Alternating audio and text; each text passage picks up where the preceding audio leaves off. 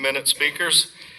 Remember to be polite and stay seated and keep your phones off. And we'll hear from the first of our three speakers, Chris. Welcome, Chris.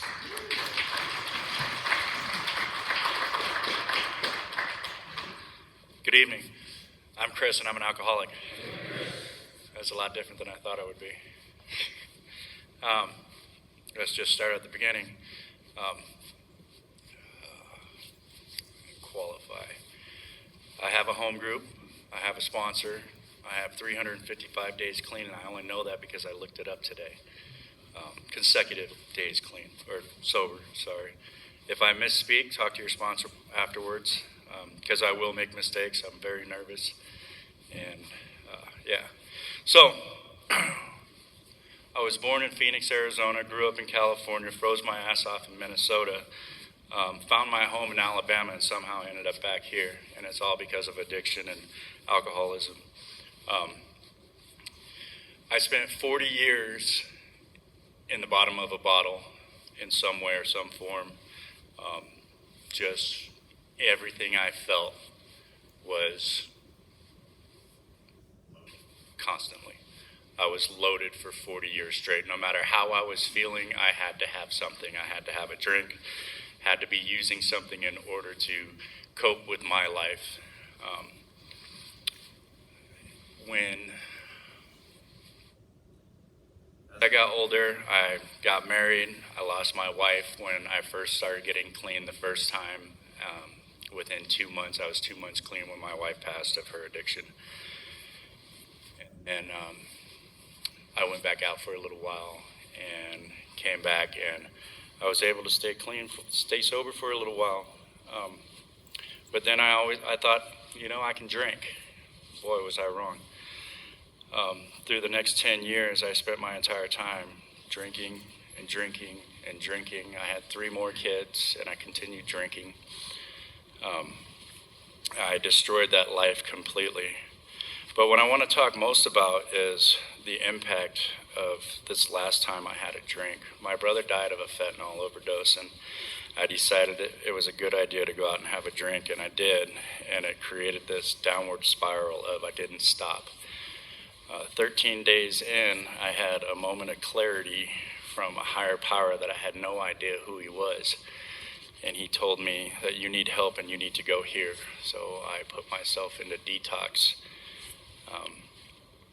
And while I was in detox, these 2 people came in to have a conversation with all of us.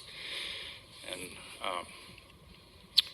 when they came in, I was half asleep, and somewhere out of nowhere I came to.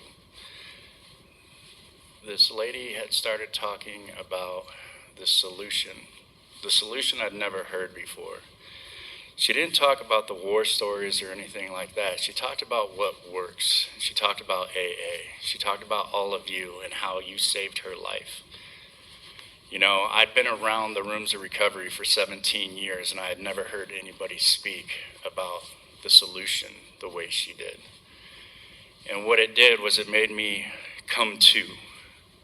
I woke up that day. I opened my eyes, and I saw and heard something I really wanted to be a part of. And from that day forward, I had made it a point to be a part of AA.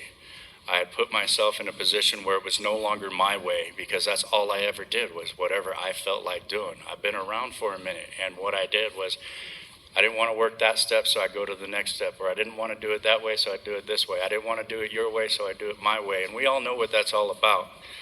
But when I got into this recovery house and they told me I had to get a sponsor, I was like, no, I'm not going to get a sponsor. I need to do this in order to get a sponsor, this certain way. Well, that didn't work out the way I wanted it, so I got a sponsor. And he's a pretty good guy. And he understands me.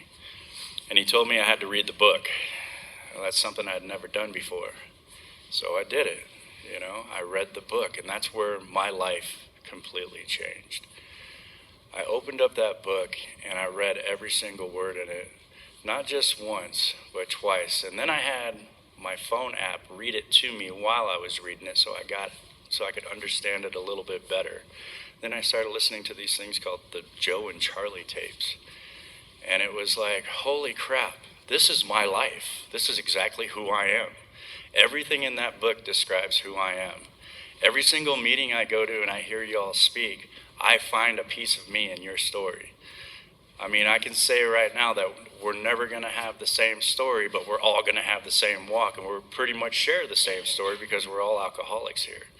I mean, I know I am, and it took me a long time. When I look at step one and I saw that, it asked me to tell myself I was an alcoholic. My father, who's an abusive asshole, he was an alcoholic, and I couldn't bring myself to say I was an alcoholic because I didn't want to be anything like that man. But today I call myself an alcoholic because I am. And I have to embrace that, and I am part of that, because all it takes is one drink for me to just walk right back out to who I was. Today, my life is so much different than what it was 11 months ago. 11 months ago, I had nothing. I was pretty much homeless. I'd been kicked out of 3 places in 13 days. 3, not 1, 3. 3 places in 13 days, and that's all I went out for was 13 days. And I had no place to live. And I had no contact with my daughter. Today I have contact with my daughter. In fact, I have pretty much full custody at this moment. I just graduated from a recovery from Compass and moved, and all of a sudden I have my daughter every day now. And that I couldn't have got that without the program of Alcoholics Anonymous. I mean, without this program, without learning the things that I've learned here, learning how to live.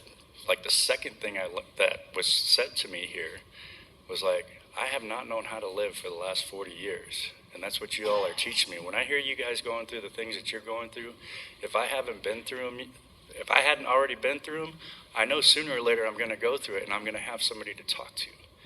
And that's what I didn't get before, because I didn't trust people. I didn't like people. And today I know that I can bring any one of my issues to any one of you, and you guys can guide me through it and help me through it. And if one individual can, they can call somebody else that can help me, that has been through the same thing. Because I know I'm going to go through some things, and I know I'm going to need that help. Because left to my own devices, I will drink again. No matter what. I have to lean on all of you, and I appreciate every single one of you that are here today, and every meeting I go to, that I know I have help, because I couldn't do it alone. And it doesn't say we in the beginning of the book for no reason, because it's all of us. All of us together are the only way that we can conquer alcoholism. And I truly believe that 100%. And that's all I got tonight. Thank you.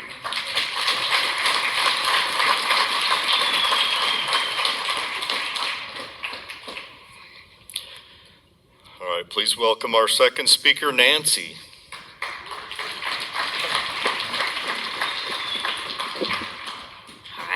Hi everyone. I'm Nancy. I'm an alcoholic. That was 2 years ago. That was really difficult for me to say. I felt like I was brought to rehab, brought to Prescott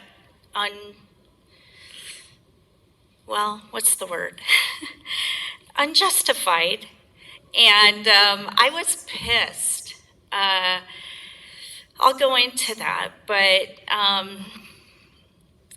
definitely God's a creative guy in how he responds to help.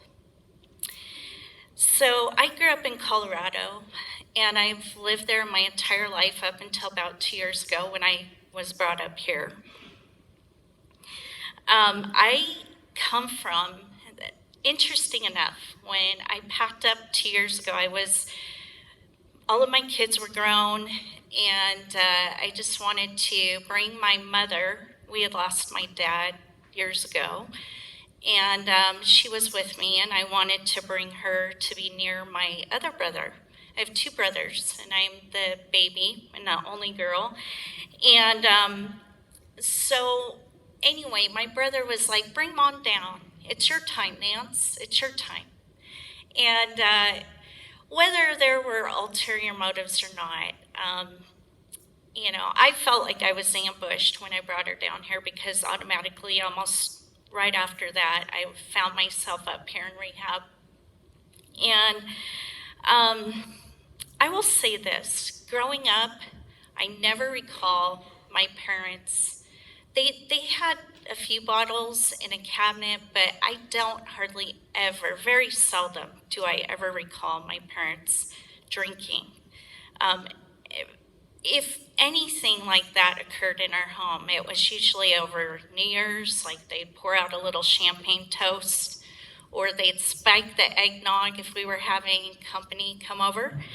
And but it was kind of out of sight, out of mind. I never once saw it on the grocery list.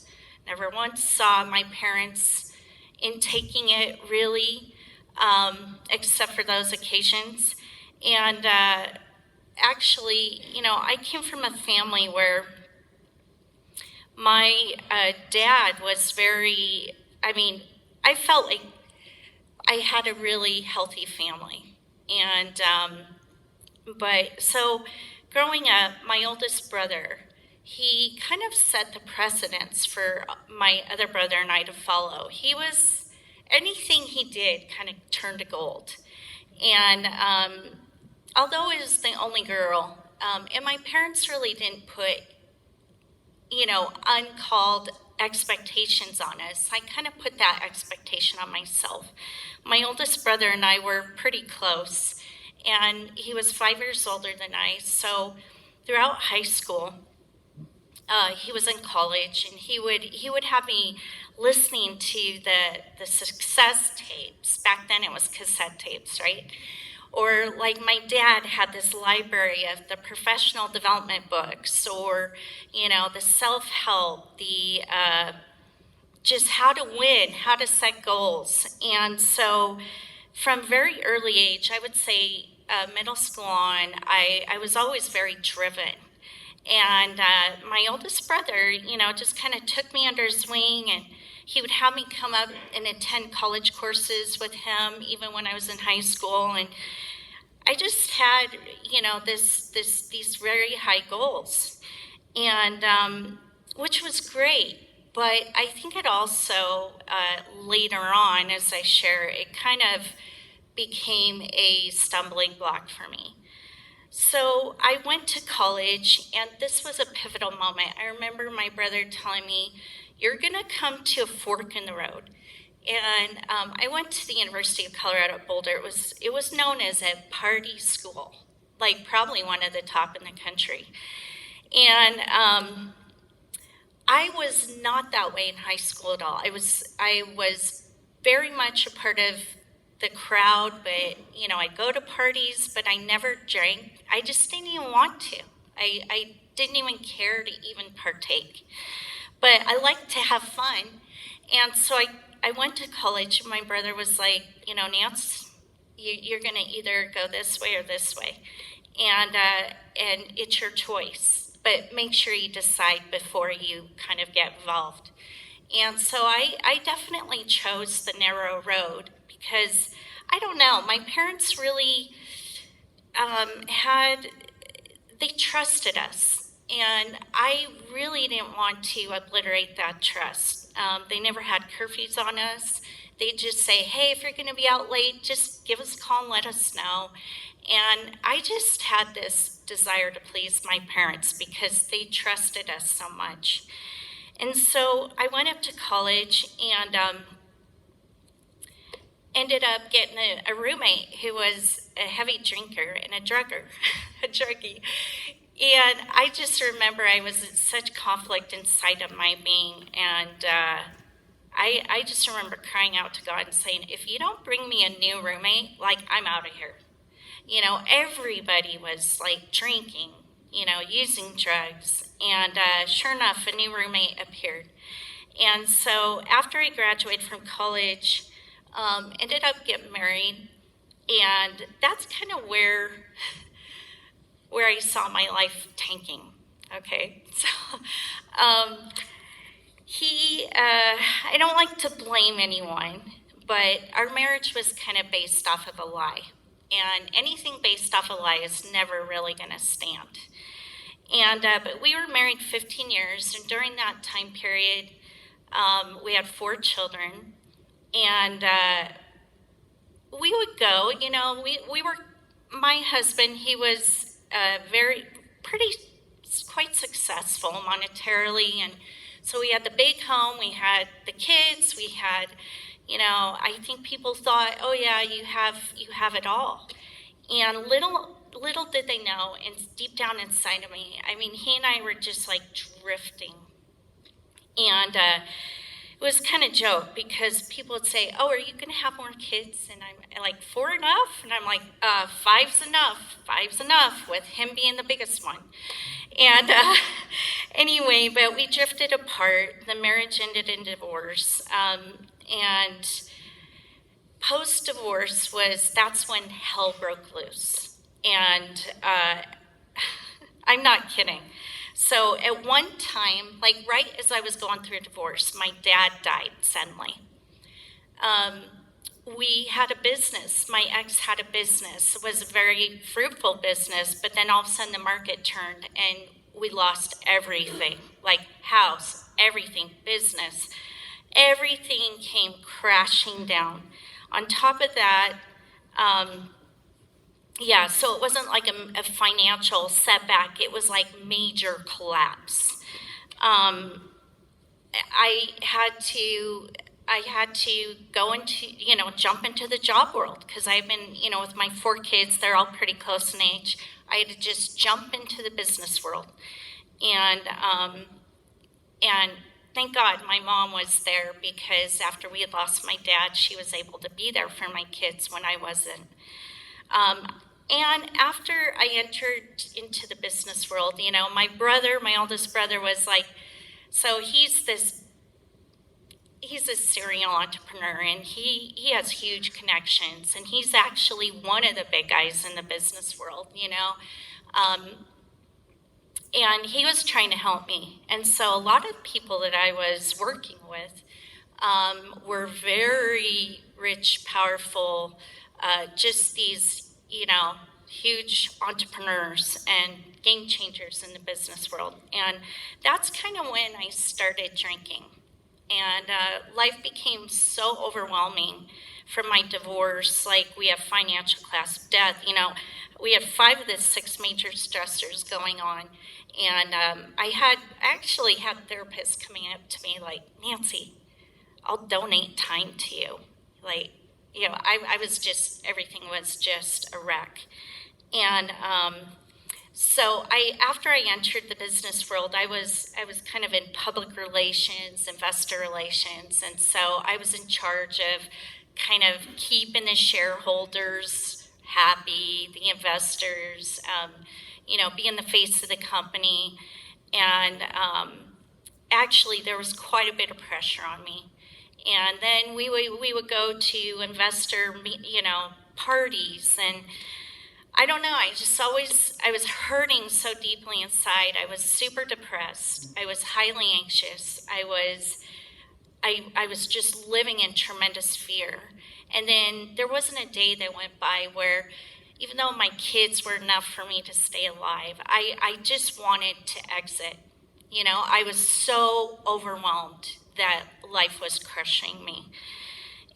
But the things that kept me going, my mom, my kids, my dog. And I have a pretty deep faith, but even God even though he kept me going, I was like, the only 3 things that are keeping me going are my mom, my kids, my dog. But life became pretty overwhelming, and I ended up, we'd go to these dinners at these fancy restaurants, or we'd go on business trips, and of course, they'd have the finest wines pulled out from the cellar. And that's but I was kind of a lightweight, because I hadn't drank really. And so it didn't take much. And so obviously alcohol was not my friend. And I ended up, it was my goal to see my youngest get through high school.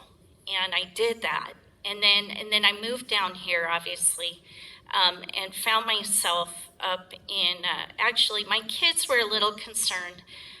1, because I was drinking, but number 2, I was just emotionally, I was just tanked. I didn't feel like I had 1 ounce of life in me. I feel like I donated, served my family, my mother. You know, you get to work, you're serving people everywhere I went, and my tank just was so depleted. And so anyway, coming up here and landing in rehab, I was like, oh, this sucks. Like, I can't even believe this. Like, I remember telling my mom, whatever you do not tell anyone where I'm at. Just say I'm out of town. And you know, because even my extended family, nobody drank. And here's Nancy, like, oh wow, you know, I'm the black sheep here. And anyway, but I will say in the past 2 years, even though I've been doing professional development courses, you know, riding kind of along the tail of my brother, I will say that AA's program is phenomenal. It's like one of the best personal development, life-changing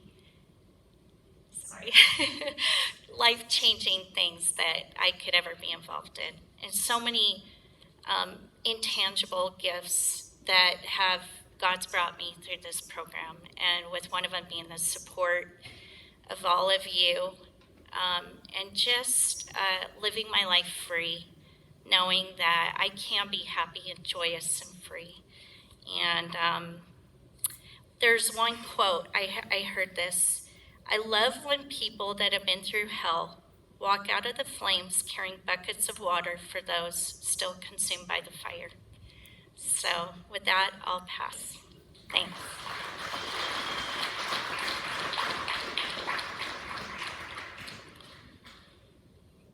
Well, welcome our third speaker, JP.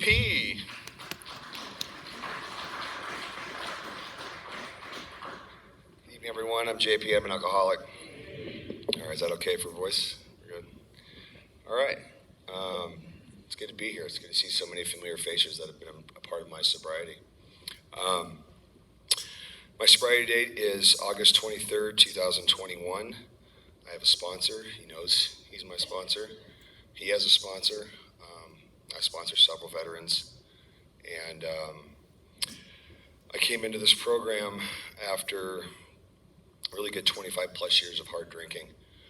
I grew up in a really wonderful home, in a wonderful place. I didn't have alcohol in the house. Not to say it didn't affect me in a lot of different aspects of my life. One of my first memories was alcohol related. My grandmother's alcoholic, was an alcoholic, 2 to 3 bottles of wine a day for most of her life. And she was watching me when I was really young. I was about 3.5 or something. And she passed out drunk, and I went out the front door right across Wainimi Boulevard onto the beach and started playing in the sand with other kids. And I was there for half the day until my mom finally found me. And then I remember, this is one of my first memories, witnessing that argument, that blow up between them. Not understanding it, really, just, wanting to get away. And then I didn't see my grandmother for a very long time, unless it was Thanksgiving or Christmas, for dinners. She kind of isolated me from them, and I had a wonderful other set of grandparents that I spent most of my time with. But it was always known, and my mom confided to me when I was pretty young about her struggles with her mother growing up. So it was around, but it was not in our house. Ours was a mixed house, kind of Brady Bunch situation. My parents divorced when I was 2. I grew up with my stepfather and my mom. My dad was down the road. I grew up in Malibu, California. My dad was just down the road in Thousand Oaks. He's a good father. I had lots of support. We lived in a very egotistical, pretentious community where I grew up. Everyone was in the movie industry or was a doctor or lawyer. I acted in Hollywood when I was a kid. I started when I was 9 until I was about 14. And that was a cool part of my life. I learned very young, though. One of the major things that affected me in my life was a lack of honesty from my parents, too. There was always something, I remember that if someone asks you this is what you say. There was a lot of those examples that we weren't fully open and honest with people. The parents didn't hang out too much because their egos were so high they just conflict. But the kids all got along. And it was a great place. I have no, believe me, I've looked, I've looked for the victim side of this story in me, and it just doesn't exist because I was given everything. I was not self-confident myself to get through college and all that, and so I joined the Marine Corps right out of high school, mostly for ego. I think there was about 20% wanted to serve my country. The other part just wanted to be a Marine. I wanted that title. My grandfather was a Marine, and I looked up to him very much. He was a humble Marine, which there's not a lot of.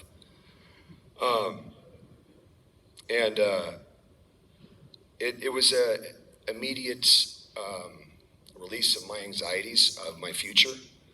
I was not a good student at the time. I have ADHD, so I can't focus. I have OCD, so I'm all over the place. It was a real nightmare just trying me to stand still for 5 minutes. But somehow I found something in the Marine Corps that gave me a direction, but it was very much the I can do anything attitude that got me through. And I went to U of A for college in Arizona, total party school. Somehow I made it through. The alcoholism didn't really start until college. It was evident in high school, but because I drank always to excess, nothing was done in my life in moderation at all. But I was always attached to sports in high school, so I didn't overdo it. And the Marine Corps kept me there for a while, and then I get to college and I'm by myself, and they took me off of active duty and put me in an officer's program. So here you go. You got to be there on Monday for military history class, and on Wednesday for PT, and then the rest of the week is yours. And okay, joined a fraternity and got drunk for 4 years. It was bad. I was blackout drunk all the time. My first night at the fraternity pledge night, I showed up early. Everyone handed me a bottle of our house label, Yukon Jack, which I can't even smell without throwing up now. And I was passed out on the lawn half an hour later. I didn't even get pinned or meet anybody. So that was basically college. It was a blur. After a bunch of training afterwards, I finally got released into the reserves and went home and started, my adult life, my business life. And I didn't have a need to be sober, except for 1 week in a month now and 2 weeks in the summertime. So it got bad quick. I had a couple businesses in the Valley on Ventura Boulevard. I opened a couple restaurants. And very quickly, within a couple years, it went from working maybe 6 hours a day to showing up after having a couple beers to calm my shakes, picking up the cash from the day before, and then heading to the golf course and drinking and closing the bar every night. That was it. I lived in alcoholism, and I couldn't get sober for more than a day for years. And then 9/11 happened. So my life changed. I got called back up, and I remember when I got that frost call that morning, a sense of relief. One thing that my grandfather, who was a high-ranking Navy officer, excuse me, I've been talking all day, excuse me. He made me promise when I went in that I would never drink in uniform. And so that promise and the respect I had for him, it kept me sober. It gave me something to at least keep me somewhat sane, and it did. When I had a commitment that I couldn't get out of, I didn't drink. So I served a couple times, a couple deployments, and I came home okay. Everyone in my squadron came home okay. Again, there's no victim story in there. Another pilot in my squadron, when we got back, he had a place in Alaska, so he said, why don't you come up with me? We're going to go fishing for a couple of weeks. We'll fly. We'll have a good time. We'll decompress. I said, sure, let's go do it. 3 weeks turned into 3 months. And he was, nicely showing me the door. I didn't want to go back home because I didn't have anything to keep me sober anymore. I was on my own when I got home. Then he told me about another Marine Corps friend of his that owned a fishing boat there in Alaska, and I can go work for him from the summer if I wanted to stay. And that show was on TV. It had just come out. All right, this is 2006. I said, sure, I'll go do that. That'll feed my ego. That'll feed my wallet. And I've watched that show. I know these guys all drink when they're off the boat. I can go do this. And so I did. And It worked when I was on the boat. That was the only time I could stay sober.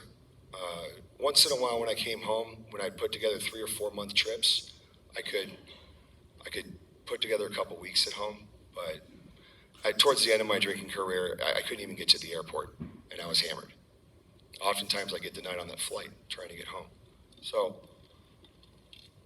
fast forward a little bit, I meet my wife 10 years ago while I'm working on a crab boat in Washington, and we got married 2 years afterwards, because I thought, man, this is something that I can live for. Up until that point, I on the outside, I was living a pretty decent life, as long as I could build up my ego and just build that facade so high up, and just really just drown and drink away all my worries in life. I looked like I was doing okay, but I was miserable. I was completely miserable. I didn't have a useful purposeness at all. And I thought that I would have this with my wife and this ready-made family with 2 boys at 20 and 15. And it worked out for a couple years to, get me to control my drinking a little bit. I was still working on the boat, so I was able to go get months at a time of sobriety. But my wife's a child of an alcoholic, and she was abused when she was a girl. And there was a lot of things there, so she understood me. And when I finally got honest with her, she worked with me. She tolerated it. She loved, but then she just tolerated it at the end there. Her father died of alcoholism in our home at 61. So I had really tried everything. A year off of drinking, 2 years off of drinking, and then I would celebrate that day when I hit that mark. Boom, I'm going out. Always wanting to take everything back. My AA I only got in my 20s because of multiple DUIs. Never put anything into, so I didn't get anything out. So when I got here, my wife and I had been here for about 2 years. We moved here right before COVID. We sold all of our interests in Washington. I sold my business, and we just kind of played golf and drank for 2 years. She's not a drinker, I'm sorry. She's a normie. She has 2 glasses of wine, and she's, all right, 3rd glass puts her to sleep. But I felt like I deserved a break. I had a long career in the Marines, a long career on the water, and I just wanted to relax here, and drinking got out of control quick. And it got to the point where I could no longer justify anything. I could no longer come up with another excuse, and I was out of options.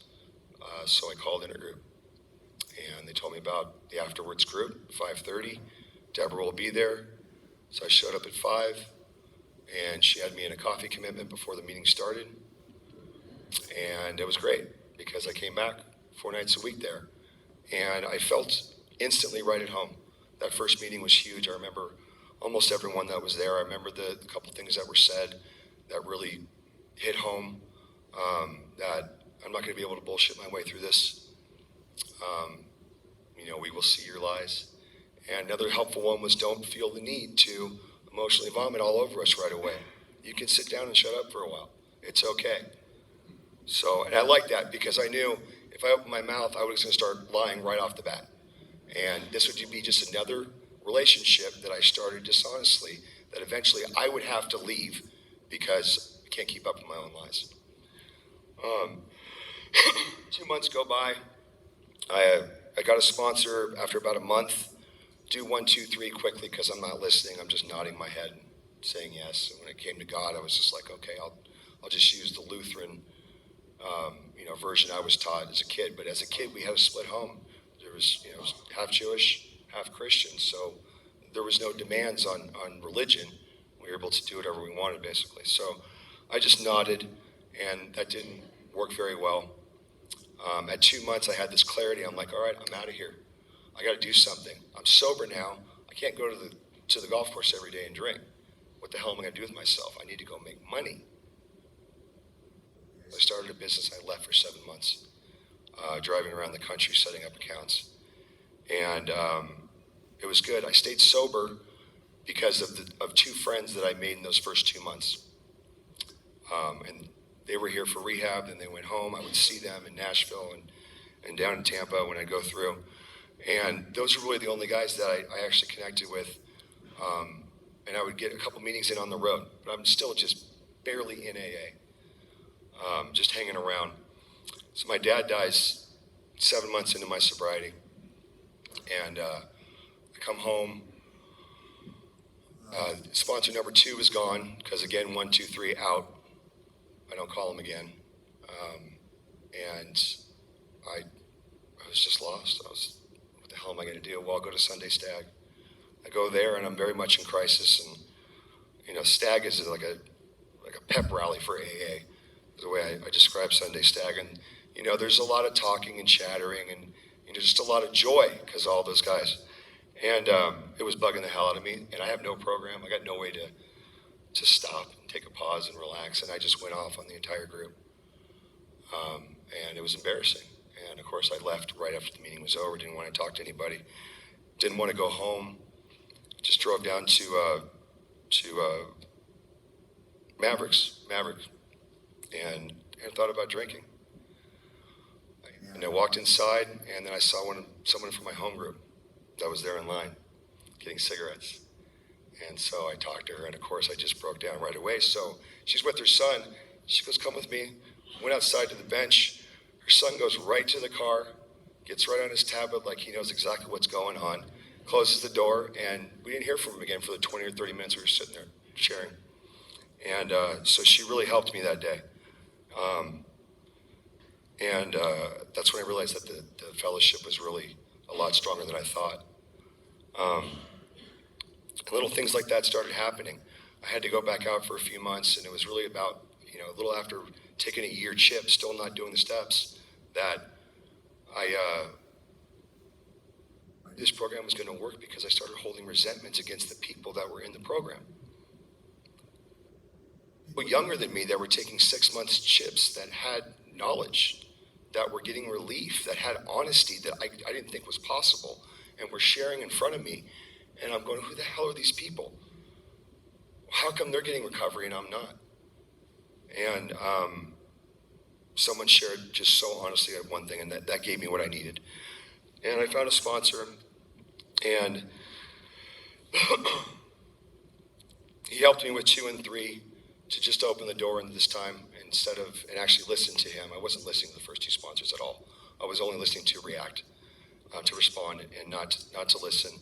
And it was all bullshit anyways. But that third sponsor just let me open the door to God. And when I got to 4, when I got to what I call the product of this program, and I started getting relief from things, God, I was amazed. I was amazed and grateful that this was possible.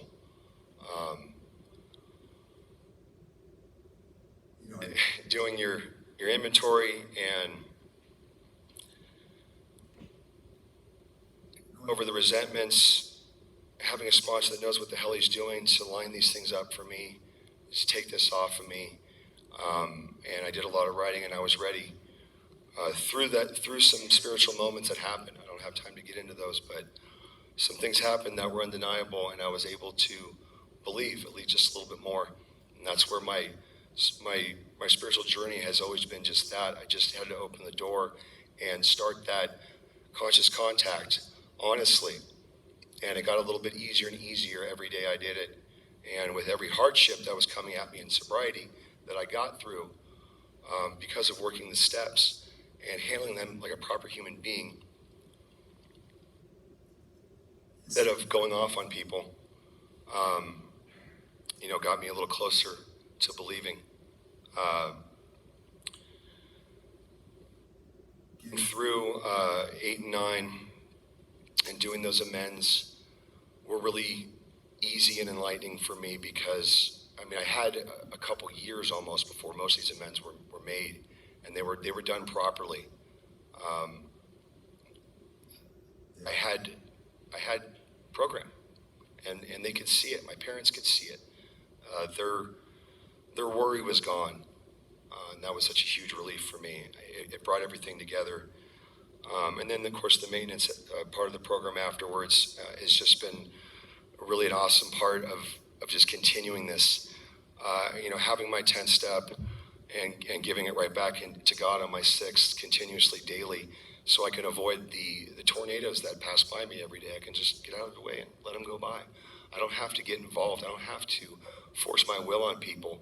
I don't have to step in and be the big shot and explain why my needs need to be met first, because most of this stuff doesn't really matter to me anymore.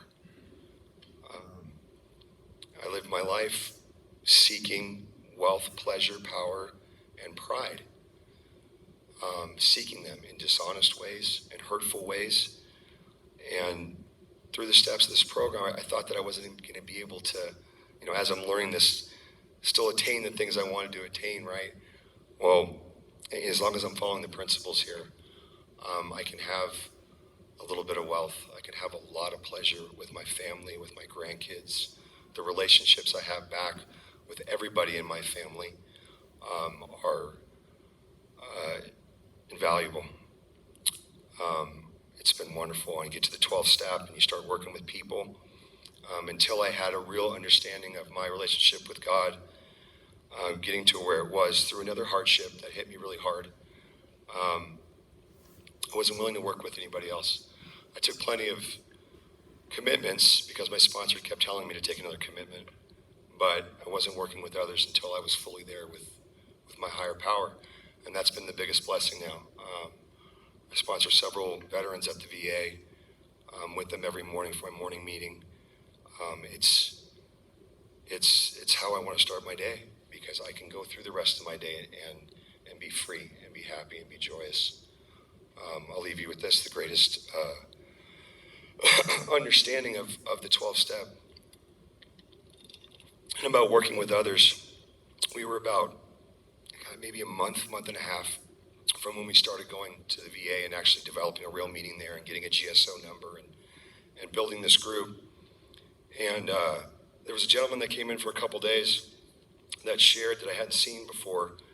And then on the third day he shared, I don't even have to be here. I'm not required to be here for this alcoholism.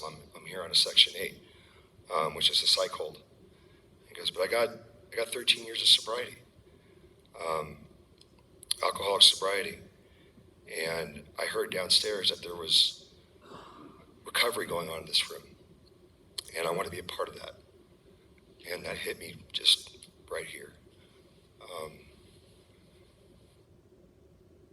Every time the light goes off in someone else's head that I'm working with, it just ensures my sobriety for another day. And I don't like to get too far ahead of myself. I like to stay right here on the ground, and one day at a time, just keep working this program for the rest of my life, because every time, every share, every commitment, every relationship makes me a happier, more well-adjusted person. So thanks for letting me share.